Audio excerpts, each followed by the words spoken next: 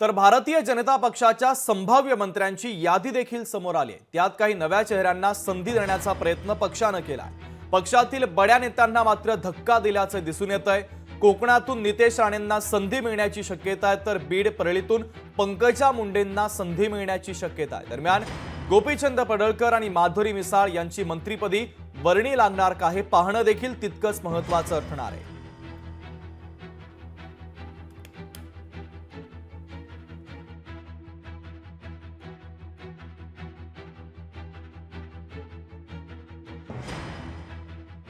कोण आहेत भाजपचे संभाव्य मंत्री आपण पाहतोय। रवींद्र चव्हाण, नितेश राणे कोकणातील हे संभाव्य मंत्री भारतीय जनता पक्षाचे।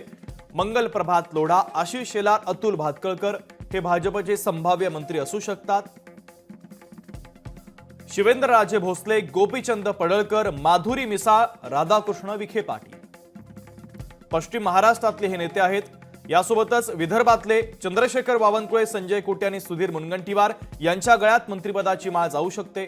उत्तर महाराष्ट्रामध्ये गिरीश महाजन आणि जयकुमार रावल यांच्याकडे मंत्रिपद जाऊ शकतं। मराठवाड्यामध्ये पंकजा मुंडे आणि अतुल सावे यांना भाजप संधी देण्याची शक्यता आहे।